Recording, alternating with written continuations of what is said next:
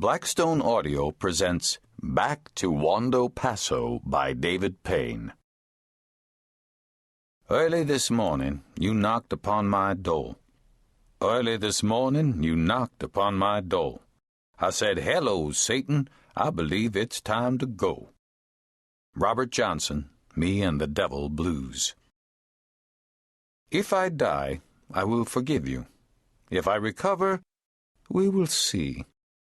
Spanish proverb. Part 1. Talking in My Sleep. Chapter 1. Ransom Hill had fallen hopelessly in love with his own wife. If there was any doubt of it, there wasn't, but had there been, it ended in Myrtle Beach, as he deplaned and found her waiting with the children at the gate. Tall and thinner than he had been since high school, Ran had on his good black coat, which still stank of cigarettes, though he'd given them up in anticipation of this trip, the first of many sacrifices he was prepared to make.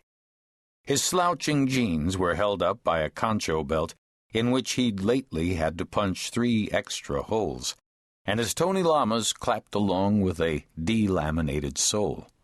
His Stetson, though, the new $300 white one he had seen and really felt he owed himself, was as crisp, serene, and towering as a late summer cumulus. In its shadow, under memorable blue eyes, 2 dark crescents stood out against his inveterate New York City pallor, smudged as though by Christmas coal, the lumps that Santa Claus reserves especially for fallen rock stars and other habitual offenders. Ran, as always, was carrying 2 guitars, the ones Claire called the Gibson Girls, and, again, the mistress and the wife. His road-worn but still handsome face seemed clarified by recent suffering for which he had nobody but himself, and maybe God, to blame.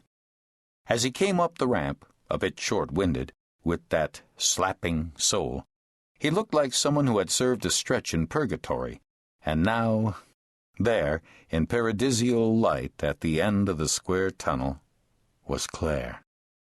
And paradise turned out to be South Carolina. Who could have guessed? Amid the tourists headed for the links and Grand Strand beaches, the rushing bankers on their cells, his wife and children looked like a subversive little carnival unto themselves. Hope, his 4-year-old, had on a pink dress-up with blue and silver sequins and boa trim. In dandelion white hair, tinged with the faintest faint blonde rinse, her plastic tiara featured sapphires 1 shade bluer, but only half as incandescent as her eyes. Over the summer, her legs had sectioned out like telescopes and suddenly acquired a shape like Claire's. At their distal ends, her nails were painted chipped hot pink. So, too, Ran saw, with an alarm he rapidly suppressed, were his sons. Wrapped around his mother's waist, Charlie, not quite 2, had on a Cody chestnut T-shirt with a grape juice stain and a hard-shell plastic fire hat. FDNY. As he shyly grinned with 2 new serrated teeth, Ran saw with a pang, for the first time, who his son was going to be, which had carved itself from formless babyhood while Daddy was away. "Dude, fire truck," he said, and banged his plastic lid. "Fire truck, dude."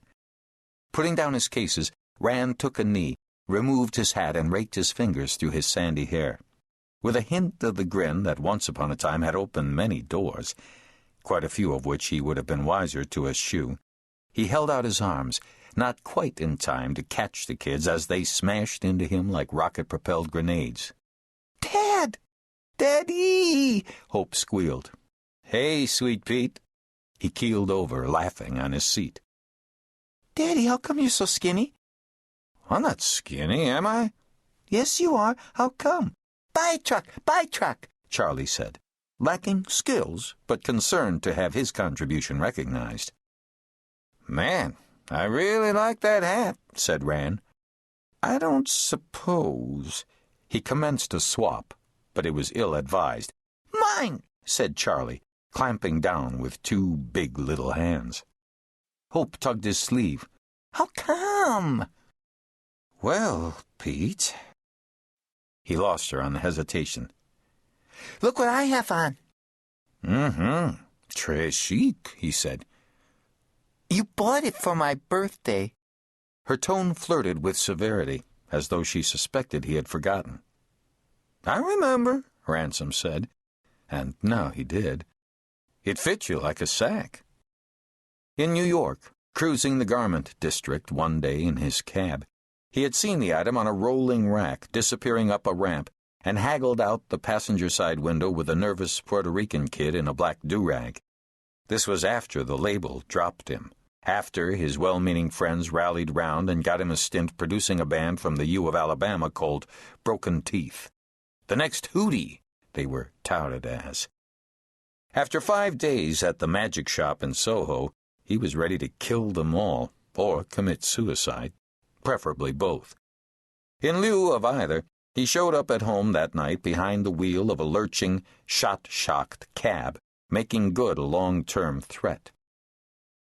5 songs into an album he was hell-bent on self-producing and distributing. He bought studio time by running up huge debts on MasterCard. At one point, he had 6 he had to rotate every time the promo rate expired. One morning, he came back from the garage after a shift and found the closets empty. He sat for a long time at the kitchen table, with Claire's bran muffin and her coffee, sweet and extra light, in a bag, before he read the note. It was on her goods stationery, heavy linen stock with the address blind embossed on the verso of the envelope. Even 19 years in a rock band couldn't burn some good habits from the heart of a Charleston girl who had grown up south of Broad. They left in April, and Rand hit bottom, or what looked like bottom then. By that September morning in the airport, he had discovered that beneath the basement, the house we know as life has several unsuspected floors, and below those, several more. "We missed you, Daddy," Hope said. "I missed you, too," he would have liked to say, but Ransom, briefly, didn't trust his voice.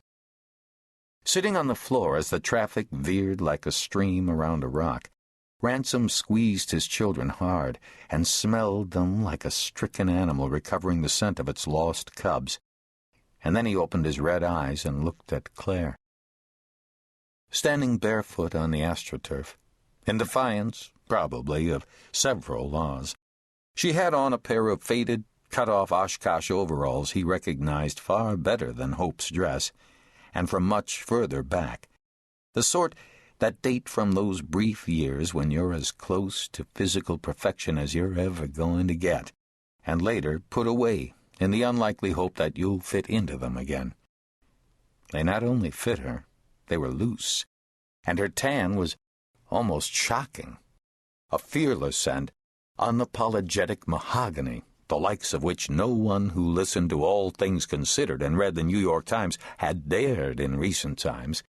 As though in coming here she had thrown away whole levels of caution and regressed to a wild, natural state. After years of threats and promises, she had finally cut her hair. The long bolt of heavy chestnut silk she had both prized and half resented, tending it dutifully like an aging parent or the grave of a lover who had died young. It barely brushed her shoulders now, the ends chopped in different lengths that looked gamine and unconsidered, in some way nobody had to tell him cost a lot of dough. The gray threads he had begun to notice in New York had been replaced by red-gold highlights, and all this somehow contributed to, but did not explain, the peculiar, throbbing vividness she had, which Ransom wanted to attribute to her coming home, to starting a new job and being mistress of her own domain again. Any cause, any possibility but one, that his absence had been good for her, had allowed certain parts of her, long eclipsed by certain parts of him, to re-emerge and shine. "That's some hat, Sheriff."